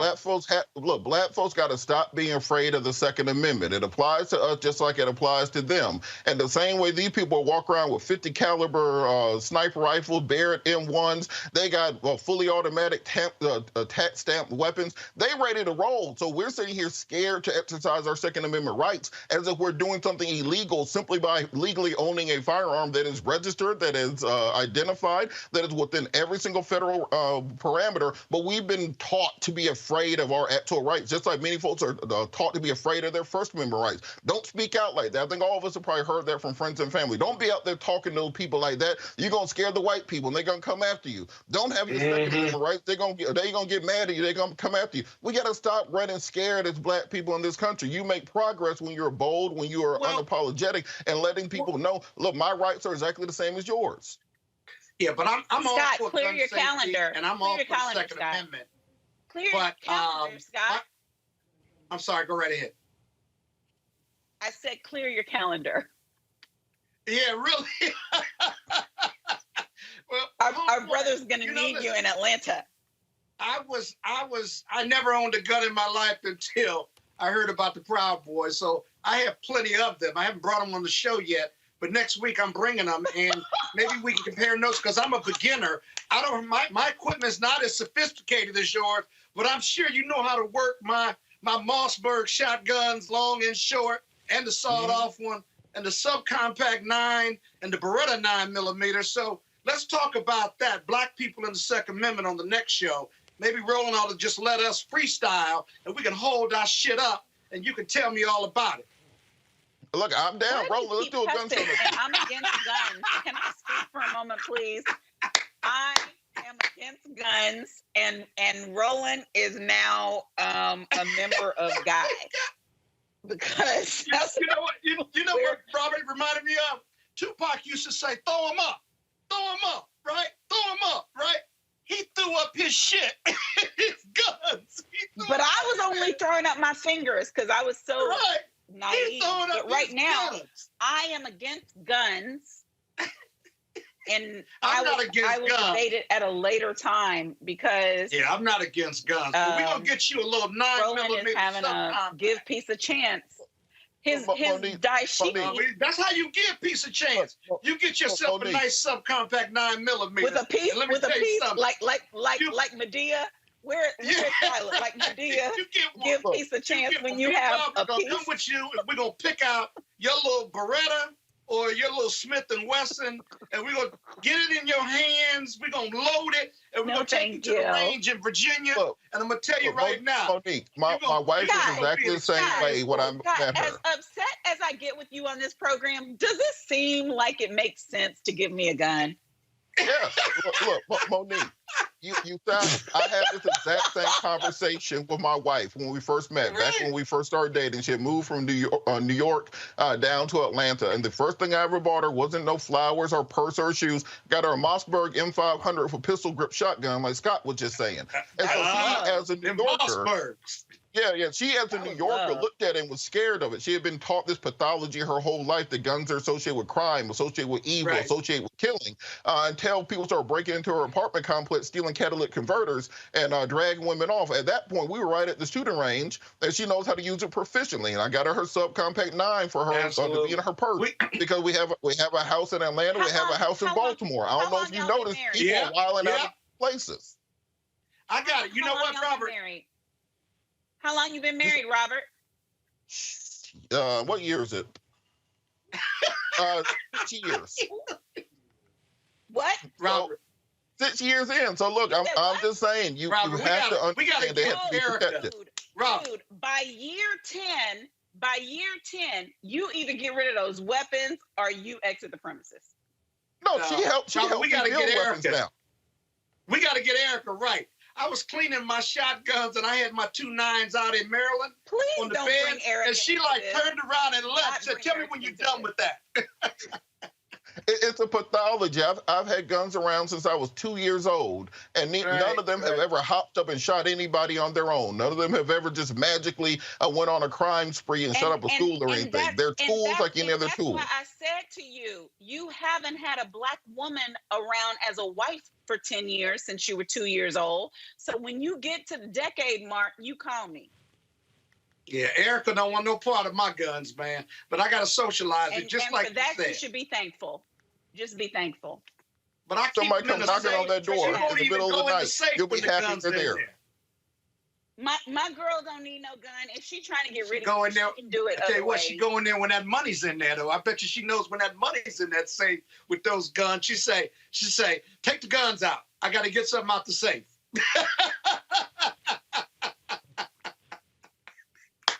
Y'all done? Yeah, I think we done. Because y'all, not now one of y'all can ever open your damn mouth to say never let your asses talk. No, we talked tonight. Thank you, Roland. You can't ever say that again. Never, not now, ever. Roland, did you see his guns? Yeah, I saw his guns. Yeah, stop talking. I got to pay some bills. I'll be back. Before Till's murder, we saw struggle for civil rights as something grown-ups did. I feel that the generations before us have offered a lot of instruction. Organizing is really one of the only things that gives me the sanity and makes me feel purposeful. When Emmett Till was murdered, that's what attracted our attention.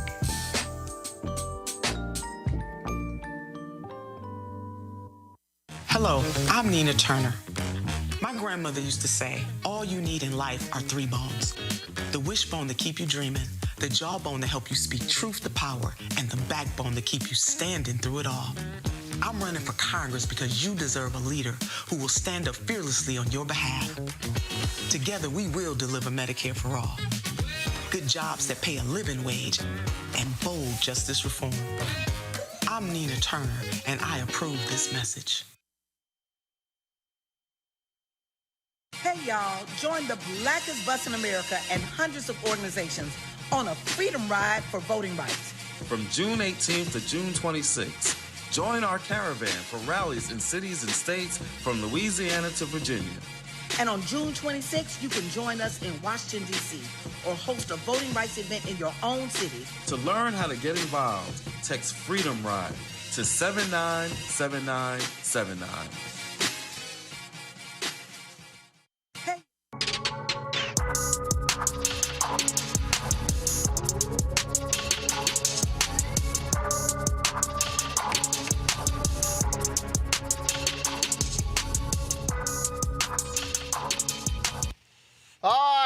Gospel star Anthony Brown was one of the folks that we talked to at a previous Essence Festival, and so here is this Essence Festival throwback presented by Coca-Cola.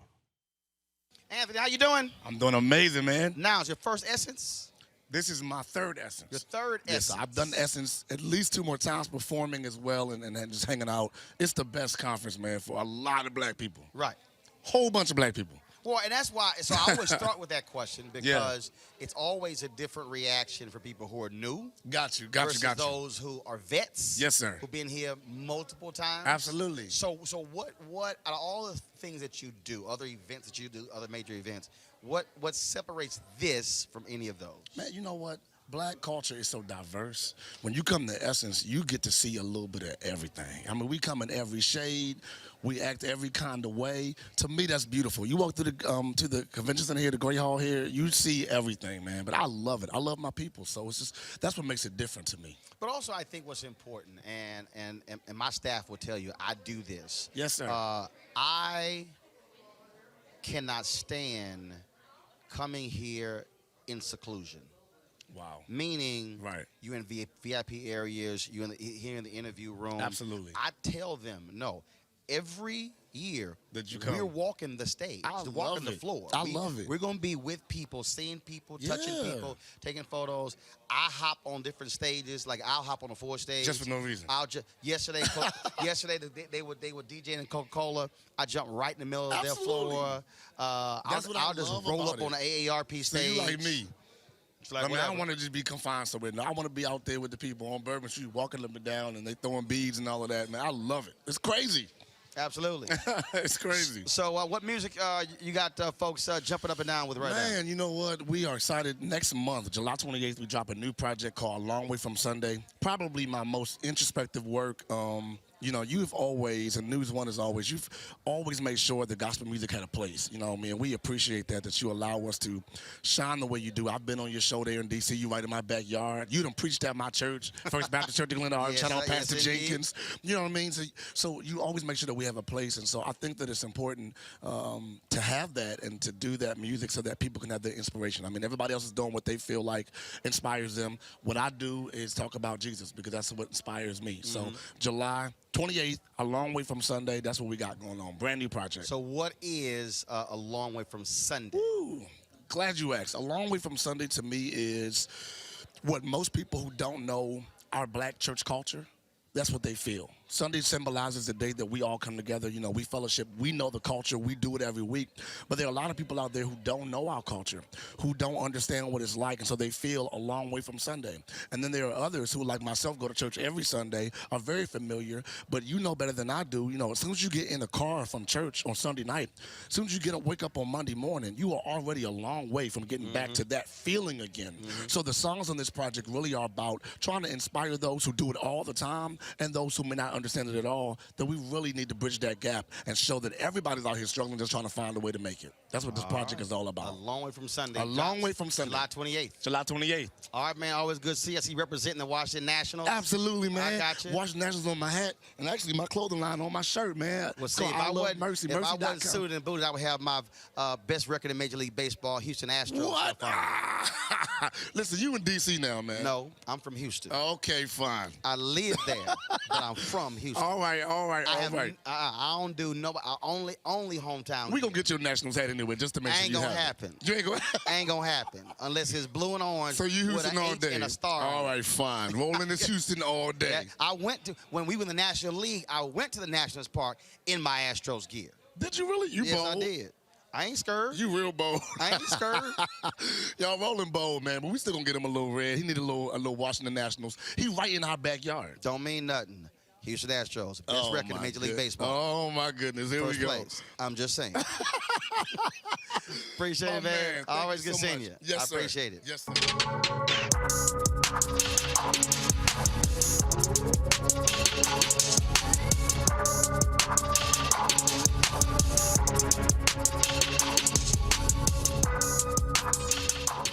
All right, folks, don't forget the Essence Virtual Festival, June 26th, June 27th. Panels beginning at 2 p.m., concerts beginning at 6 p.m.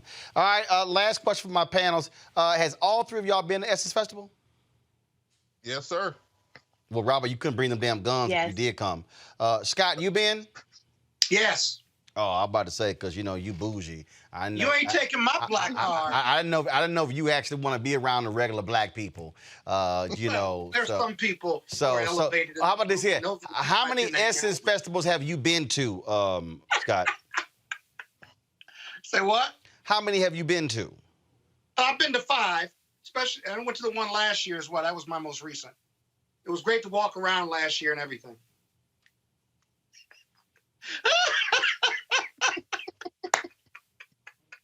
Robert, how many you been to? I've been to 2. It wasn't no I had damn to- Essence Festival last year. Somebody needs to say that. I know. I was just joking. I was just trying to test you and Roland. Robert, how many you been to?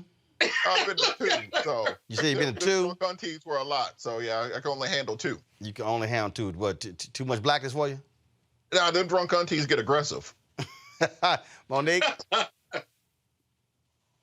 I can't even count. I'm from Galveston. It's a short drive to New Orleans. I've been when Prince performed. I've been when Janet That was performed. 2014. I've been up close enough to hear Gladys say "Love Overboard," and I felt like they were spitting on me. When Anthony Hamilton wasn't a thing, I've presented and moderated at Essence. I was there when Michael Eric Dyson, nobody knew what the 3 names was. Listen, See, I was there before you were with News One. So check me, boo, on some Essence Fest. That's all I'm saying. And I still stay at my same two places. And I wish I could stay there this year, but it's virtual. But I love it. I love everything about it. Sure do. Okay, so let's see who's authentic. Robert, your favorite Essence Festival moment or memory? Roland, I'm gonna make a confession. I get drunk at Essence wherever I go. I have very few memories. I have to look at the pictures. All right, Scott. He lying. I'm not lying at all. He lying. Scott. My favorite Essence. I get drunk too, but my favorite Essence moment was Beyonce. Which one? Whatever year that was. Which one? She performed more than once. Well, the one I was at. Monique. So one of my very favorite moments, and I've already mentioned the night because Gladys was performing on the main stage, as was Frankie Beverly. And Roland, I don't know if you remember this or not, but somebody in Frankie Beverly's band took sick. And they thought he was having a heart attack. And Frankie ran off and left off the stage. But everything ended up okay. But that same night, they had these rooms, like they had these smaller rooms that you could go into while the main stage was going on or afterward. And yeah, they're called super lounges. They're called super lounges. And Anthony was in one of those rooms singing new music. And let's just say, is everything you think now is old music? And well, we know that was a long ass time ago. If Anthony Yes. Hamilton was singing in the Super Lounge, so he yeah, that was was singing new music in the Super Lounge. That's one of my favorite memories. But my other favorite memories are things like, let me get in a whole lot of trouble, sitting with Omarosa and having a crab cob salad. You know, I got food memories. Cafe Du Monde with my cousin Shannon. I relish in going for shrimp and grits. I enjoy everything. The verticals that you've done, that Mike and Marcia have done, all of it. I love all of it. I love the entire experience.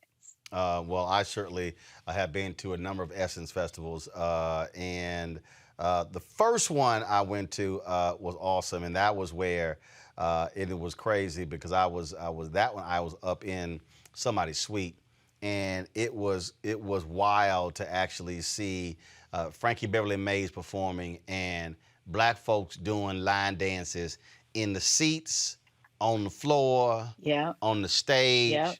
And Scott, you don't have this experience, but that first Essence Festival, I was in the suites. The next year, I was actually stage right when Mays performed. Stage. I was actually on the stage. Now, I know you don't know that experience, but it was interesting. So it was interesting to see the whole stadium doing the line dance from the suite up high, and then the next year to see them doing the same line dance from the stage. I got video of both. Won't he do it? I got video. Won't he do it? I got video of both of them, and when she say "won't he do it," she's not talking about Scott Bolden. So y'all got way classier experiences than mine were. Well, that's what happens when you don't drink. Yeah, y'all. So when you don't drink, you then remember when you don't drink, you remember there's a concert at night. I passed out in that Popeyes over there. Hey, I gotta go. You know the Popeyes on Canal Street? I passed out in there one time. It's 8 o'clock. Can I go? Scott. As long as I can come back next week. Scott, you could have left an hour ago. Well, I don't want to be rude to you, you know? Yeah, man, your computer wasn't working earlier, so we had to drop you and bring you back. But anyway, y'all, don't forget Virtual Festival, June 26th, 27th. And so please check it out. We're going to be online. And then, of course, on June 28th, we're going to do a recap of the first weekend of Essence Virtual Festival, and then we'll be back on July 5th for another recap. So y'all know how we do. If y'all want to support what we do here, Roland Martin Unfiltered, please join our Bring the Funk fan club. Every dollar you give goes support what we do. Cash App, $RM Unfiltered, PayPal.me/R Martin Unfiltered, Venmo.com is /RM Unfiltered. Zelle is Roland@RolandSMartin.com, Roland@RolandMartinUnfiltered.com. All right, y'all, just a couple of more weeks and we're in this space right here. We're moving, and so you can, let me tell you how normally we switch cameras. Y'all, we took the other 3 cameras out. We only got 1 camera in here. So we're packing up in the office, moving to our new location. I showed y'all what it looks like.